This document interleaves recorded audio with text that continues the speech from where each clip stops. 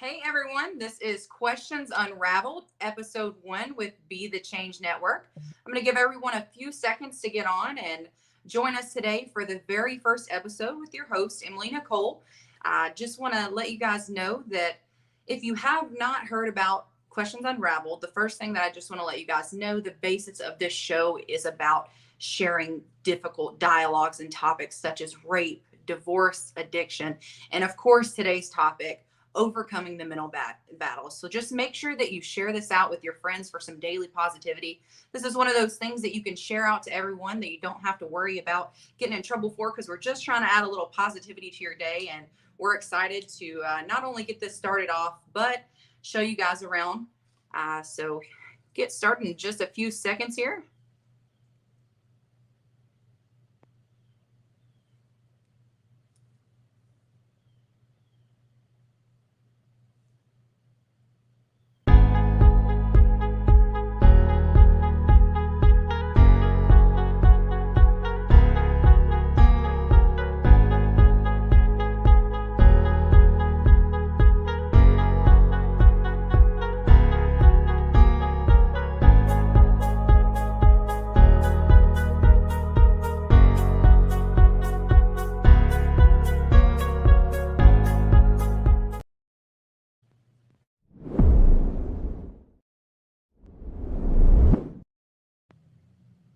Hey guys, so I am your host, Emily Nicole.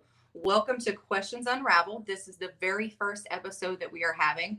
I just want to give you guys a little background on who I am and how I ran into BetheChange. So when I met Anthony in Atlanta, we realized that not only did we have the same interests and goals, but that we just wanted to inflict change on not only the nation, but the world. So as we started talking about how we could work together, how we could partner, we just knew that Questions Unraveled was going to be something spectacular. And as I got started with this, I just knew that I wanted to have hard conversations. So a little bit about me is that I'm from a small town. I'm a simple person. I had no idea what I wanted to do with my life. And then everything changed. I decided that not only was I going to deal with my inner trauma, but that I was going to try to impact people. Everyone around me said, you should probably slow down, because how do you know everyone's going to be comfortable with that? And then I started having hard conversations with people that were around me. So that's where this whole topic with me comes from, that kitchen table conversation. And that was just with my parents, with my friends, with people that had hurt me. I even had conversations with people that had raped me. And it not only changed me, but it made me realize that we could have some serious change in the world.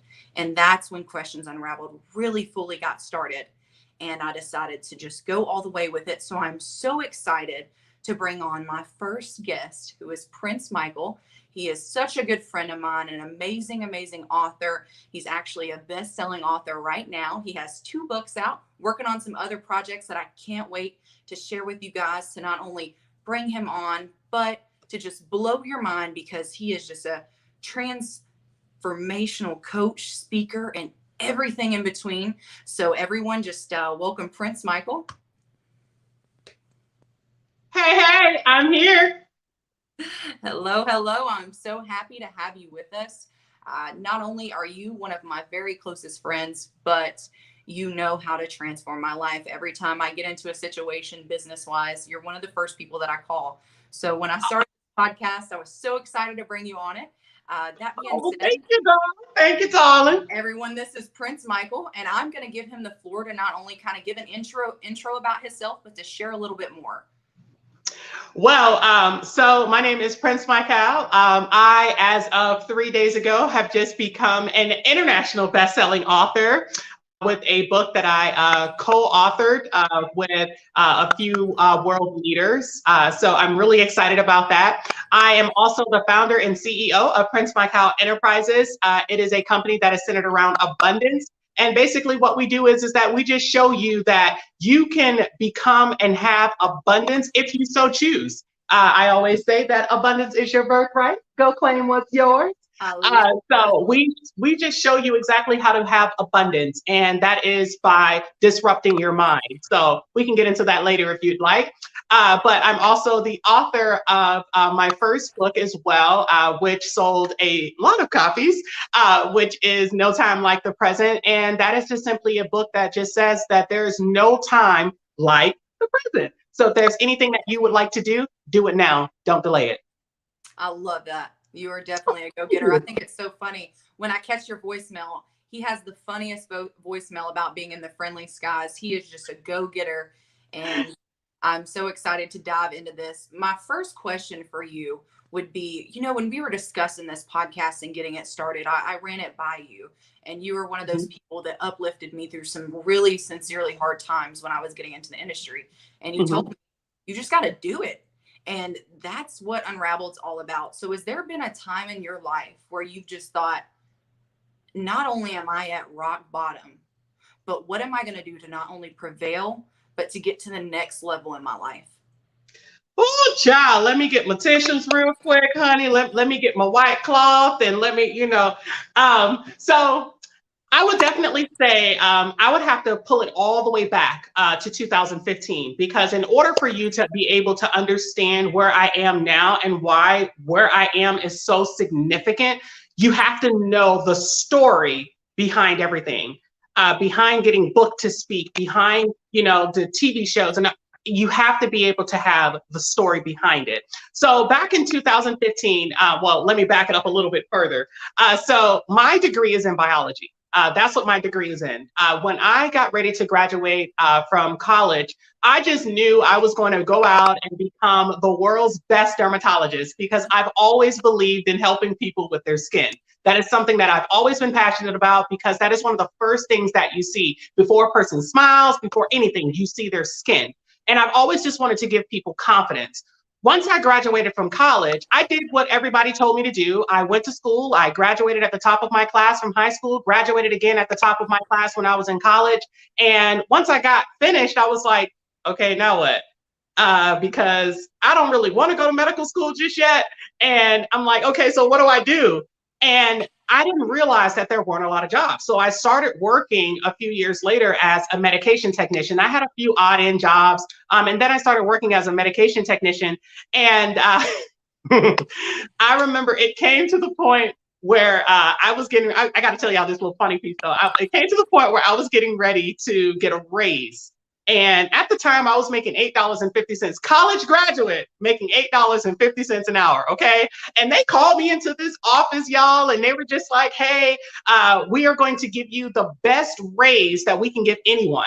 And I was like, okay. They were just like, because we love your dedication, how you are always on time, and how you work double shifts. And I'm like, oh my gosh, like they probably about to give me like $1 raise or something. So they went ahead and they slid the paper to me, and I said, okay, let me see. It was for 3%. And I said, okay, which would have brought my pay to $8.53. And I was just like, at that time, I knew that something had to change, but I was still stagnant with where I was. I was still complacent until I got injured. And I injured my lumbar at the same place that I was constantly going into. I was constantly showing up to work, coming in early, staying late, and I ended up getting injured. Once I got injured, I wasn't able to work anymore. I couldn't go to work. And then the way that the same company I gave so much of my time to, what ended up happening is I sat there and I said, y'all are going to do me like this. I wasn't even able to get workers' compensation for being out. So I'm now in a position where I didn't have any money. I was in an apartment with my cousin and his fraternity brother. And at the time, which was the really sad part, I made the most money in the household. Mind you, I was only at that time making $8.50 before that raise. So the time came in August 31st, 2015, when they told us, they said, hey, you guys are going to have to, it's either you guys pay to stay in this apartment, or September 1st, you guys are going to have to leave, because we cannot renew your lease without the funds to pay. And I'm like, okay, what are we supposed to do? Because at that time, I had an eviction on my credit. And I was just like, well, what am I supposed to do? I had gotten an eviction back in 2011. So I'm like, okay, well, I don't understand what to do. So I did the only thing I knew how to do. I went and I started sleeping in my car.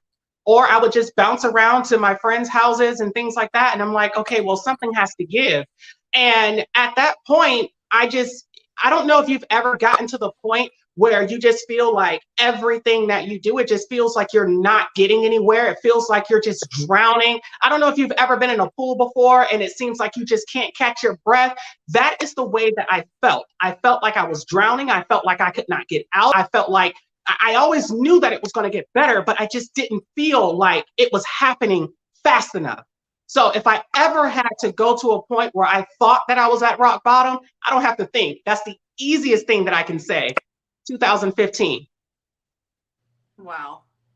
Mhm. You know, it's so funny because when I think about rock bottom and how it can be so different for everyone, and hearing your story, when you were in that moment, what was the mindset that helped it change? Because Ooh. that's a scary situation to be in. To Yes. go from security to I'm sleeping in my car. And what's wild is the homelessness rate in not only the United States, but alone is skyrocketing. So just share what it took to get to the next step. Well, that's a simple one there. I would definitely have to say it all started in the mind. So when I'm actually going out and I'm speaking at events and things like that, one of the things that I always tell people is that one, I did not come here to motivate you. Mm-hmm. Motivation is something that you may have for a split second, and then after that, it just leaves. It's almost like going to the gym. Everyone is motivated the beginning of the year, but after that, they're like, I don't feel like going, so I'm just not going to go. You know what? I don't really want to go to the gym right now, so I'm just going to skip it for right now. That motivation is gone. I often tell people, I can't change your life. How many people think that I came to change their life? Okay, well, I can't do that for you. The only person that can change your life is you. The only person that can motivate you is yourself. So I ended up having to do that same thing. I had to change my mind. I had to disrupt the way that I think. And that simply happened with me reading. So, two of the books that I read during that time, let me tell y'all something. When you start going through stuff, you become one of the most religious people in the world, honey. You hear me? I was reading my Bible like every day. Baby, I was shandoing every day. You hear me?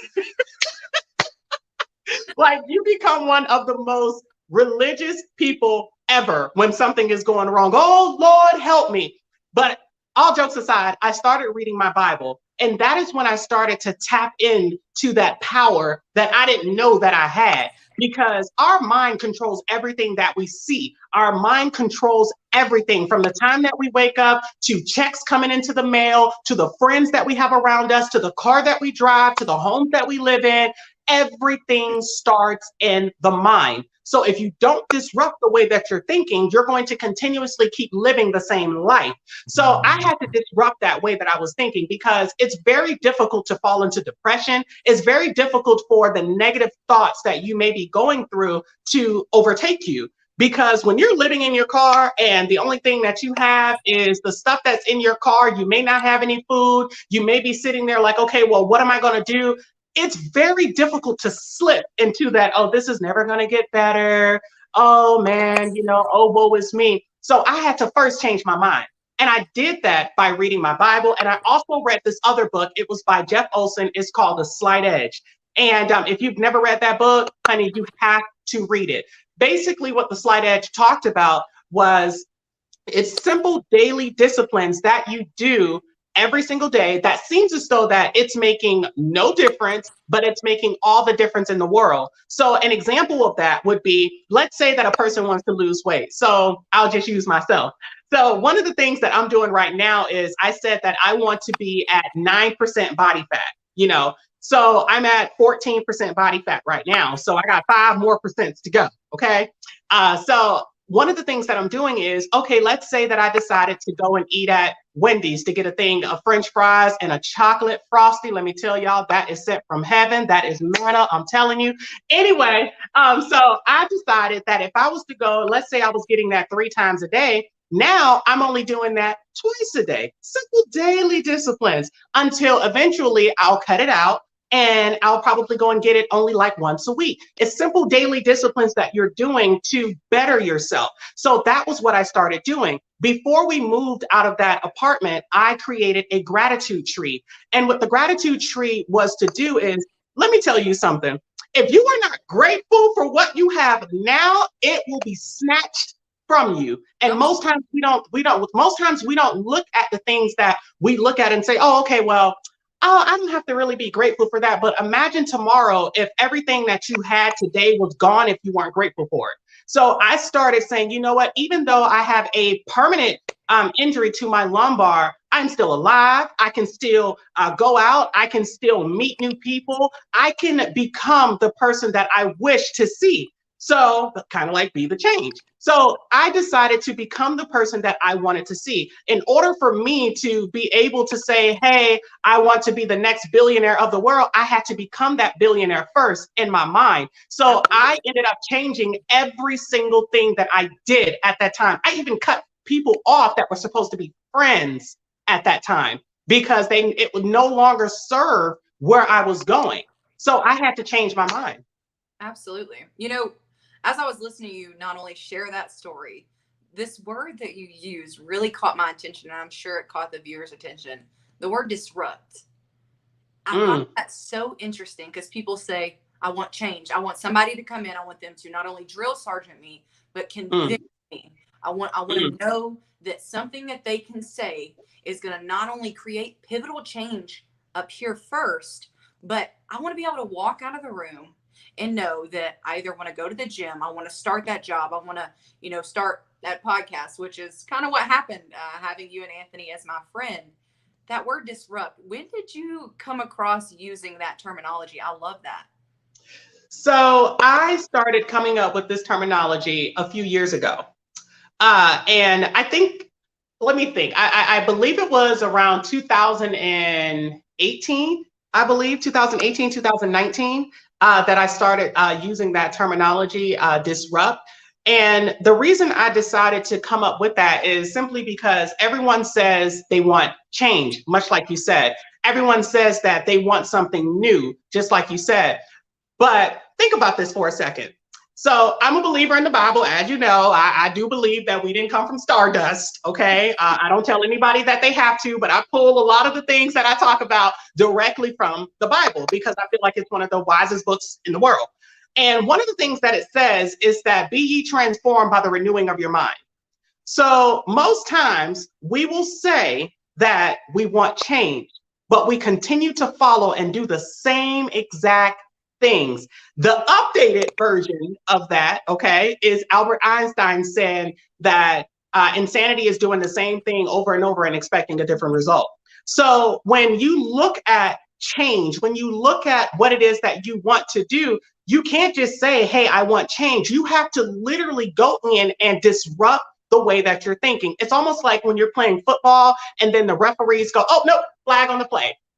They throw the flag and then everything stops. That is exactly what you have to do in order for you to change anything about your life. You have to disrupt the way that you think, because if you do not, you will live the same life.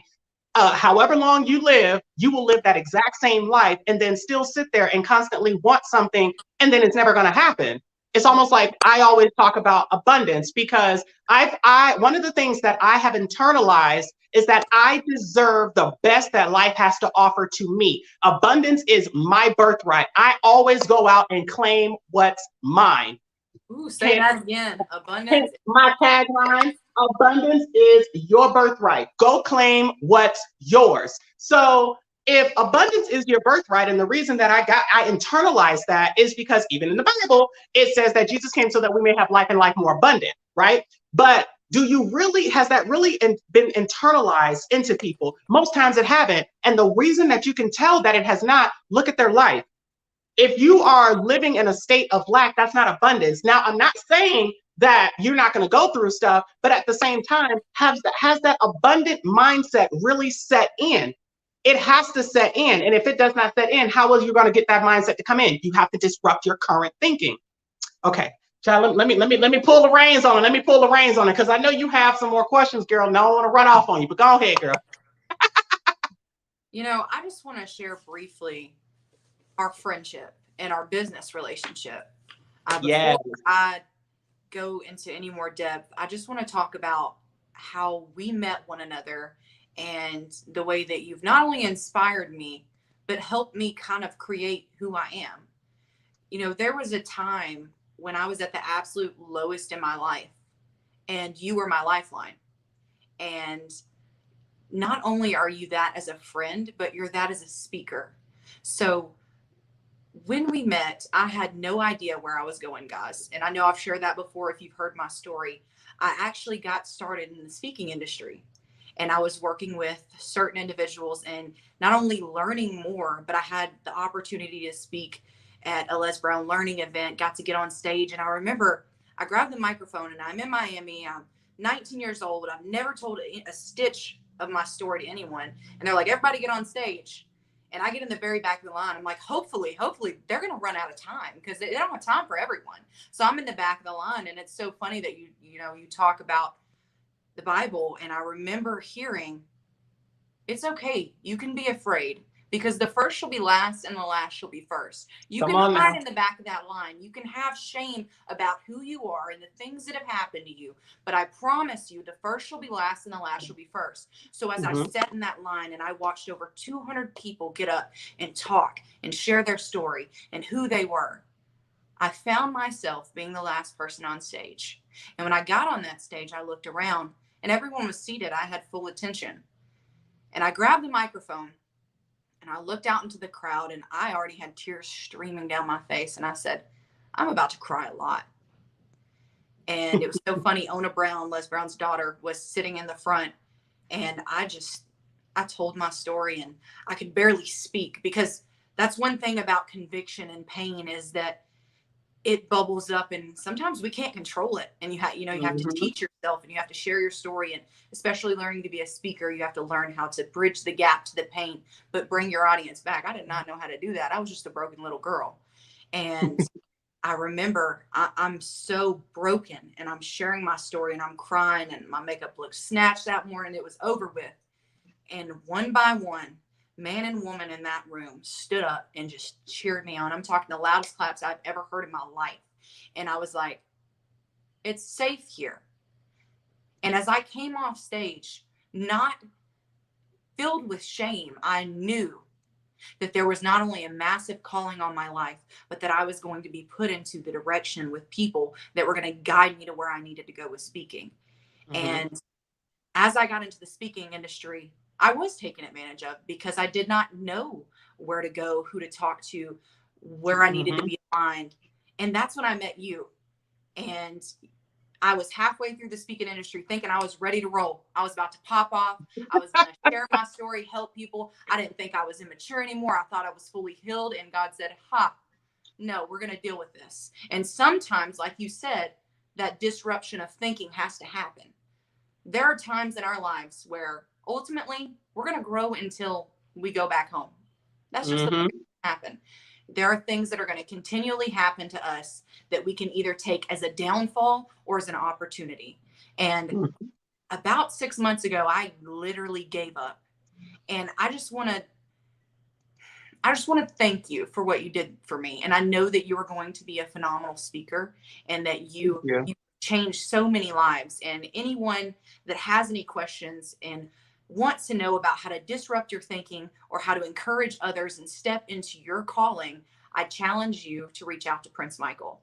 I do want to take this time to just talk really briefly about your best-selling book that has just came out. Do you want to share with everyone kind of what's going on with not only your first book, but your second one? Yes. So my first book, it's basically, it talks about, my first book is No Time Like the Present. That's the title of it. And it basically discusses how I went from being homeless to business owner.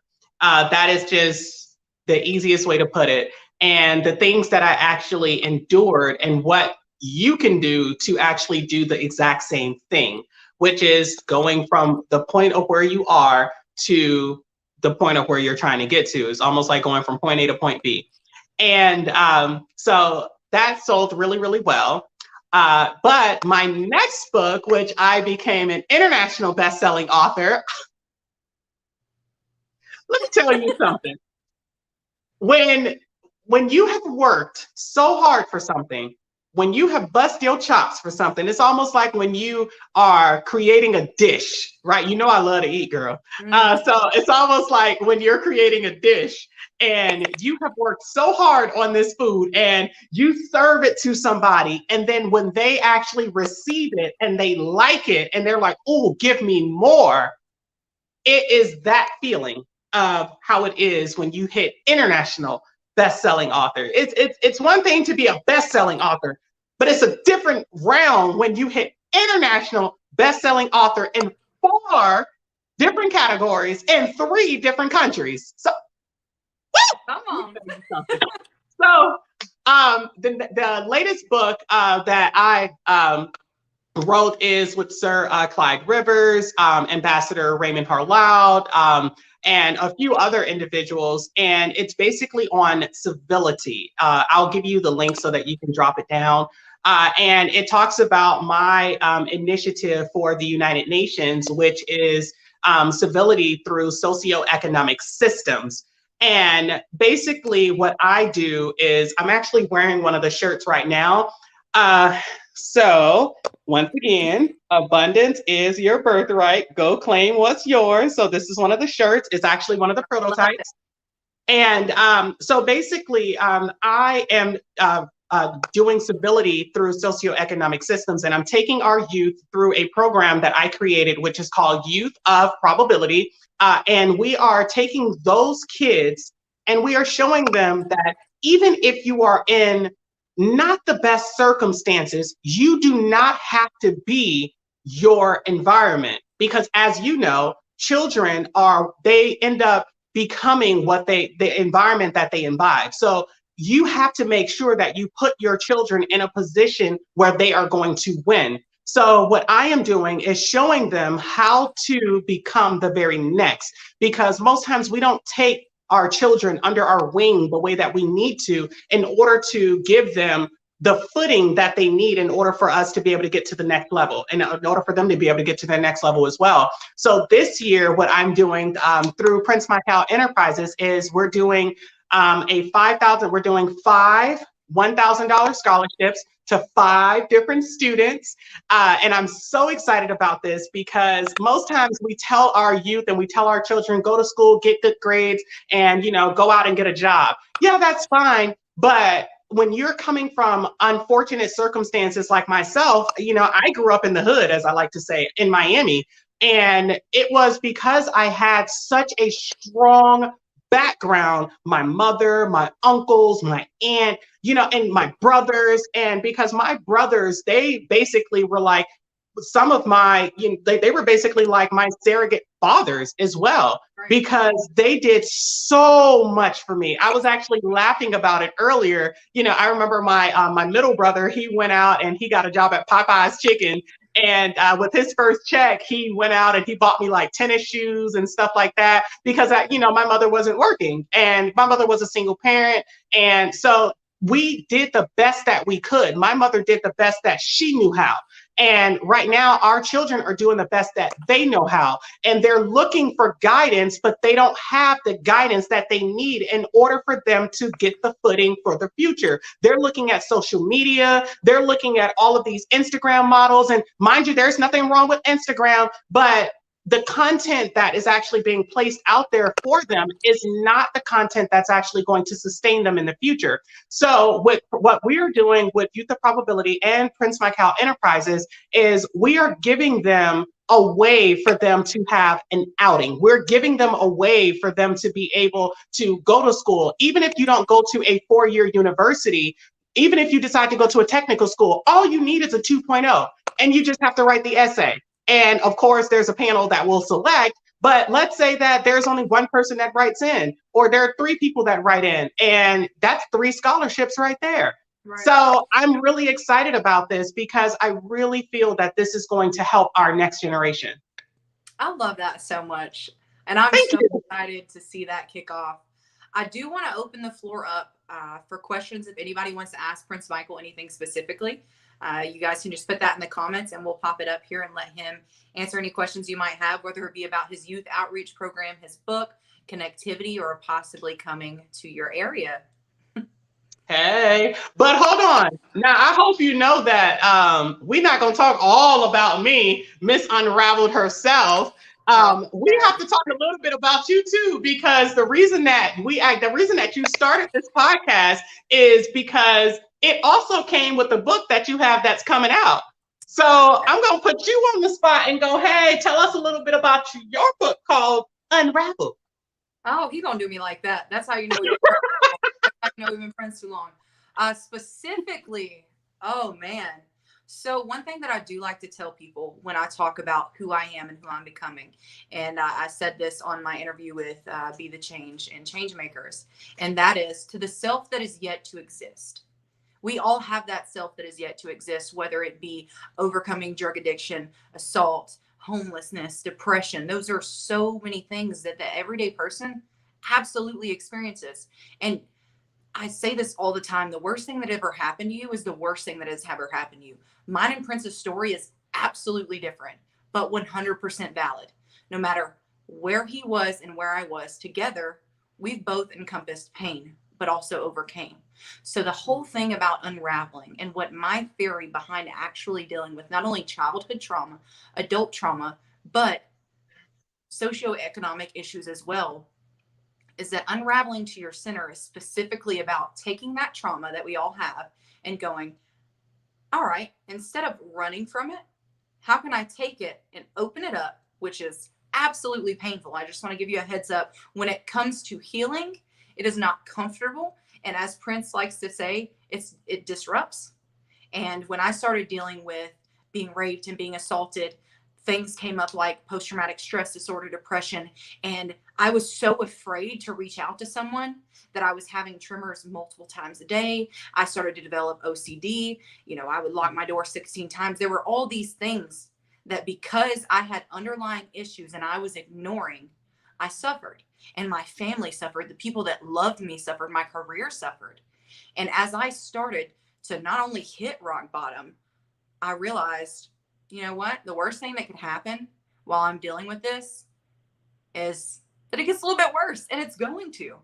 So unraveling to your center and dealing with who you are is just being raw and real with yourself. You got to get to the chaos, work through it, and know that there's something called chaotically beautiful. And that's what every one of us deserves to do. And I can't wait to share that. And I'm actually working on that with Prynce himself. And I'm so excited. Let's see here. I love it. When does your book come out, Emily? I do not have a set date yet. I'm hoping by the end of this year. I definitely wanted to get the podcast up and running first. And now I don't have an excuse. So I guess I do have to start working on that. It is going to be geared specifically around childhood trauma and how it starts at home. I believe that I would like to think of Unraveled as the round table. You sit down and you have dinner with one another and you share like friends. We break bread. We talk about the things that need to be talked about socioeconomically, economics in themselves, diversity, race, all these things that are considered pandemic and controversial. If we can sit down and we can share together, what can we do with that? See, I got something to say on that though. Because I have something to say on that. See, I don't believe in controversy. I believe that the reason people look at things as being controversial is simply because they have not been given the emotional intelligence, or they have not built their emotional intelligence in order to have a productive conversation to either agree and disagree or respectfully disagree with each other. It's kind of like prime example. We're not going to go into politics, but just to make this statement, I know that I really didn't care who a person voted for. I didn't care about any of that because I said that all starts at home. Most times people have not, they vote the way that they do simply because it's just that was the way that they were raised. That may all be all that they know. It's almost like if a person says that, hey, I'm Christian, and that's all that they know. But then they go to a different country, they say, hey, now I'm Muslim. And it's like, well, did you just say that you were Christian? I believe that what happens is that people do not know how to respectfully disagree with each other. They try and persuade you and say, well, no, I want you to see the way that I'm seeing it. And it's like, no, I understand where you're coming from, but unfortunately, I still have my same viewpoint. This is what I believe. And I just ask that you just respect that. And a lot of times people can't do that. So then it comes into a controversy. Oh, girl, prime example. Like when you look at Kirk Franklin, let's get to another topic. When you look at Kirk Franklin and his son, the whole thing that just happened, and you're looking like, okay, well, what does that have to do with anything? That's their business. That's their family. Let them handle that. That's not for you to weigh in on. That's them. Let them handle that. So, yeah. Anyway, go ahead. No, I love that because it's so interesting. I was having a conversation with someone today because I believe open-ended conversations are beautiful. I'll have them at the gas station. It stresses anyone that is around me out because if I don't know you, I'm gonna get to know you, and that's just who I am. And we were talking about ignorance and the surrounding of ignorance. And normally when you say that, people are like, ignorance. So if I'm to say, yeah, I'm ignorant on the matter, so I'm not going to speak on it, I would rather you educate me. That's what I mean when I say I'm ignorant. If I look at someone and I say they're ignorant to the matter, I don't mean I'm attacking your character. I mean, you don't understand because you have not emotionally opened yourself up to go and understand and say, they come from a different place from me. They've had separate experiences from me, and I do not agree with them, but their experience is valid. Yes. So I love that you brought that up because I feel like right now with everything that is not only going on in the world, what's going on with your home life and your family and raising children or having a marriage. Yes. It's not a sin to be ignorant, but it's about how are we going to educate ourselves to have healthy conversations. So I love that. I love that you brought that topic up because that is what we're about here. That's actually what BetheChange is about altogether. So I know Anthony is in the background dancing because he's probably want you on his show just because your viewpoints are so open and you're a phenomenal conversationalist. So thank you, guys. I mean, seriously, like just really think about it. Like, I mean, a lot of times we concern ourselves with ignorance. Like, I mean, just things that don't even matter. Is it really going to matter 5 years from now? Is it really going to even matter tomorrow?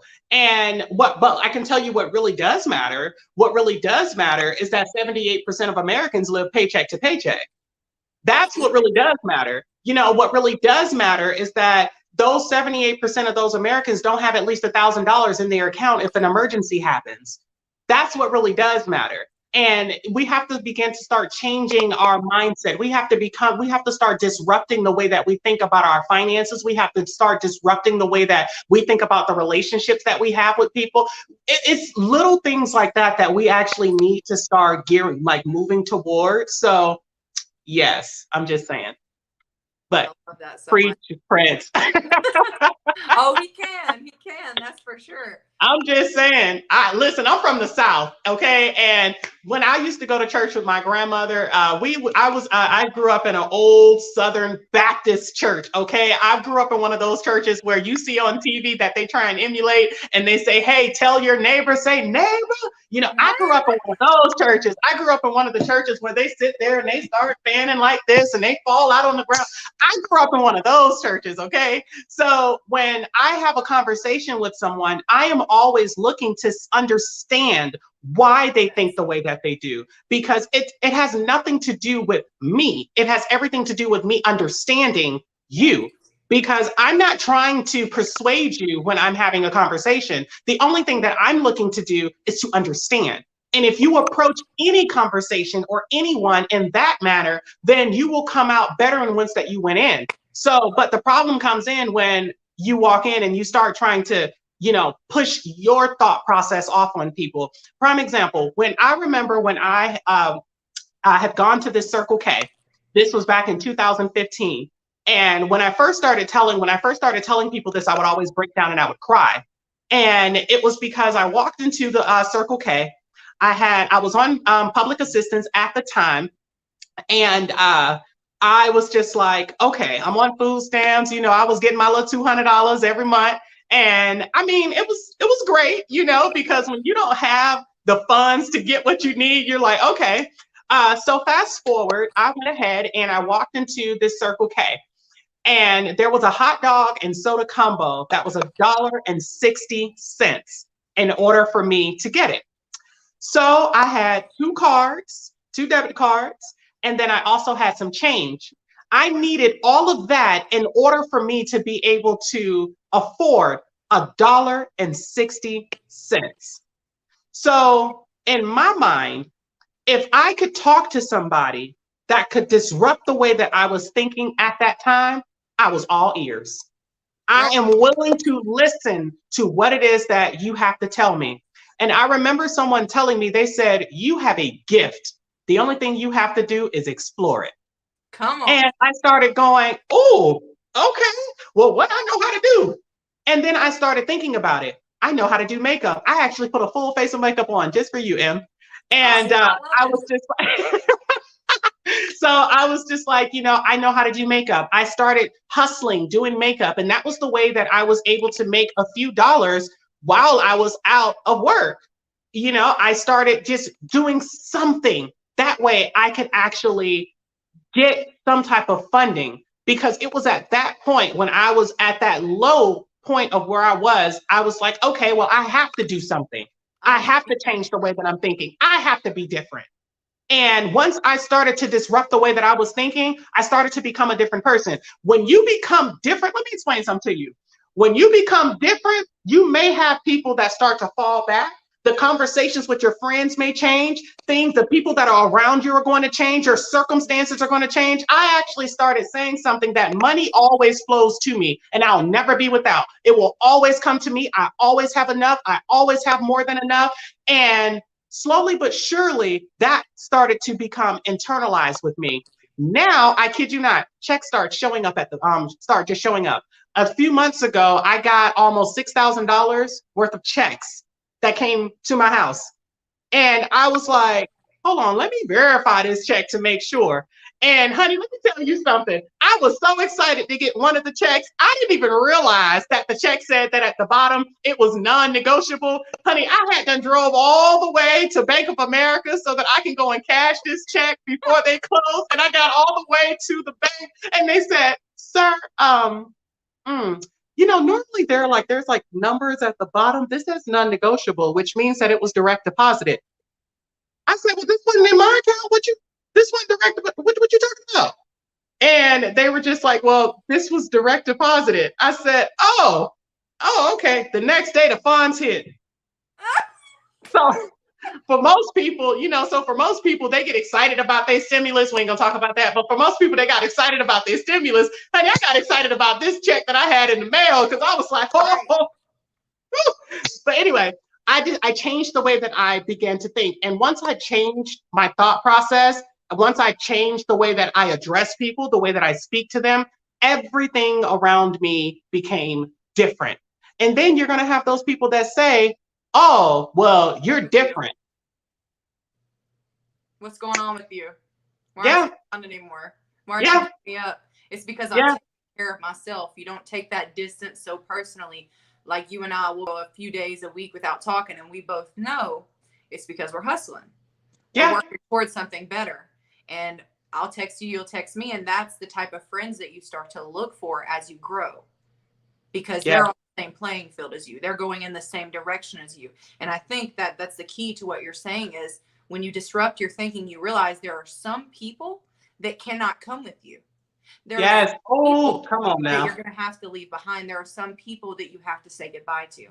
You wish them the Mhm. best, blow them a kiss, and you walk into your calling. It's Come on now. uncomfortable. It's nitty gritty. You're going to go without. You're going to feel pain. You're going to be hurting. But on the Mhm. other side of that hill, on the other side of what it felt like to leave the people behind that you thought you needed, there are far greater people. There are far greater Mm-hmm. callings. And my father told me something when I was probably 9 years old that will stick with me for the rest of my life.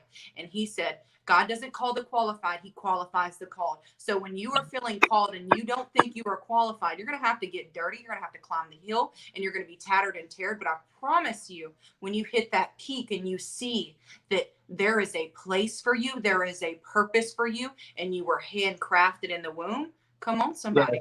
yes, yes, Don't yes. worry You know, about being qualified. my grandmother always says, birds of a feather flock together. So Come she on. always would say, and when I was a kid, I'm like, Grandma, that doesn't even make sense. They're all birds, so they all fly. And, but when you think about it, that is so true. You'll never see a pigeon with an eagle. And that's simply because they may start out at the same altitude, but at some point the eagle takes off and it goes to an altitude that pigeon cannot go. And that's because that pigeon cannot breathe at that altitude. And it is the same way when you are climbing and you're going to reach your pinnacle. It's when you hit a certain level, you will notice that the people that you started out with may not be there. And it has nothing to do with, oh, well, you've changed. Yeah, you have changed. You become a different person. Absolutely. And you become a different person every time you take another step up. And that's simply because it takes another person. It takes you to become a different person in order for you to take the next step. In order for you to reach $1 million, it takes a different person to reach that. In order for me to be able in this home, it took a different mindset. It took a different person to get here. When it was time for me, let me tell you something. When it was time for me to buy this house, because it oh, mm, when it was time for me to buy this house, it took a different person. I'm trying to hold it back. And that was simply because the person that was renting, the person that was sleeping on other people's floors and have people talking about him, it took a different person to get here. I remember I would attend I remember I was in network marketing and I would attend different conferences knowing that I didn't have the money to pay for the hotel room. And then I would ask someone like, hey, can you help me? And I pay you back, please. I remember I stepped out on faith and I went all the way to St. Louis and I called them my aunt and Uncle Jim and Auntie Dora. I drove all the way to St. Louis and with them. And when we got to St. Louis, well, actually on the way to St. Louis, we stopped and we went to go get something to eat. And I said, oh, I'm not hungry. And that was because I had given every single dime that I had to them in order for me to take this trip with them. I got all the way to St. Louis and we stopped again to get something to eat. And I said, oh, no, thank you. I'm not hungry. And I've noticed that Auntie Dora turned and she looked at her husband. She looked at Uncle Jim. And then they didn't even say anything. They just said, And then they got out the car, went inside. Uncle Jim came back out and he said, hey, get out. We're gonna treat you to this one. Once we got back in the car, Auntie Dora said, she was like, you gave me everything that you had, didn't you? And I said, I did. And she said, I'm gonna just hand it back to you. And she handed me the money back and said, don't even worry about paying for this weekend. Because my desire was to change my life. If you want to change your life, you have to get radical. If you want to change your life, you have to step out on faith to do it. You can't just say, oh, I want to change. No, your actions have to be in alignment with what it is that you are saying. You can't just want something. You have to want it so bad to the point where you are willing to risk it all in order for you to get what you want. And that was the way that I felt. I was willing to risk it all. Even when it was time for me to buy this home, I risked it all in order for me to buy this home. I went through so much in order for me to get this house. During the time I was in the process of buying this house, my cousin died. My father was diagnosed with cancer. My aunt's mom had passed away. And I was just like, I refuse to be denied this house. Because why? This is mine. I deserve this. I have worked my tail off for it, and I will not be denied. This is mine. Abundance is mine. This house is mine. And even after I got the keys to the house, There was a hiccup after I had already signed and gotten the keys. But you know what? That was nothing more than just another faith walk. Come Just on. to see if I was going to continue to hold on to my faith. And I said, you know what? This is mine. This is mine. I've already declared that this is mine. This is my house. It took me a whole month to be able to find this house. The home that I'm in right now was the very first house that I saw, but the first time that I saw it, I didn't like it. I came back I came back later, and then I ended up looking and I said, you know what? Okay, well, you know what? Maybe I am supposed to have this house. And then I remember speaking to this woman. Her name is Antoinette Marie Williams. She goes by Antoinette Marie Speaks. Let me tell you, when I tell you she's the only person that I actually contacted, and I said, I just want you to pray for me. I don't know what it was, that had to be the Spirit of God that fell on me that day, and text her while I was working and said, hey, I want you to pray for me. As soon as she texted me back, she said, it is done, but I want you to pray for you too. I prayed for myself. All of a sudden, I started seeing the number 32 everywhere, literally the number 32. And I was just like, okay, I ain't gonna tell y'all my age, whatever, but don't worry about that. But I started seeing the number 32 everywhere, okay? I even met a new gentleman when I was in Baltimore, and I was just like, I'm sorry, let me just ask you a question. I said, because I feel compelled to ask you, how old are you? And he said, I'm 32. Fast forward, this house had gone under contract. It fell out of contract. The home dropped in value. The home became $132,000 in order for me to buy it. I said, that's it. That's the one. That's the one. That is the house. That is the one that I'm supposed to have. And I said, you know what? Tamika, which was my realtor, I said, hey, that's the house. I want that house. Come to find out, Tamika and the realtor, the listing agent, they work for the same company. Come on now. It was ordained for me to have this house. I stepped out on faith. I hustled to get the funds for this house, because I was just like, I refuse to be denied what's mine. I'm not going to rent. I am not going to do any of that. This is mine. I am relocating. I am going to do this. Why? Because I know that this is for me. This is for me. I'm doing something for my children's children. I don't have no children yet, honey, so don't speak that on me just yet. But I'm like, I'm doing something for my children's children. So when I got this house and I got the keys and I opened it for the first time, and coming from a place where you have been through so much, you have been through hell and high water, you have been through people talking about you, you have been through people saying that you're on drugs, you have been through a job basically saying, hey, you know what, that's fine, but we don't want you to work here because you sued us. When you have been through so much, sleeping on someone's floor, when you have been sleeping in a car, when you have not known where your next meal is going to come from, when you walk into a Circle K and you cannot afford $1.60 combo because you didn't have enough money, when you have been through all of those things, the only place that you can go is up. The only thing that you begin to internalize is abundance is your birthright. Go claim what's yours. Because if you've already been at the bottom, you know what it looks like. And there is nothing wrong with you saying, you know what? I have nothing but to give it my all. Because if I give it my all, I know where I'm getting ready to go. That's all I got for you. Absolutely right. No, that's beautiful. And that circles back into, before we hop off here, I do just want to say that in order to disrupt that cycle, like Prynce is talking about, he sent cold chills up my spine just because I got to personally watch him tackle that and chase that. And it was beautiful to watch him succeed and now step into this beautiful career that he has, changing lives. What is the best way for everyone to contact you if they are wanting to disrupt their lives? Well, you can hit me up on, I'm sorry, I'm being interviewed. You can contact me on Facebook. You can contact me on Instagram. Y'all can hit me up on Facebook. Of course, my name is Prynce Michael.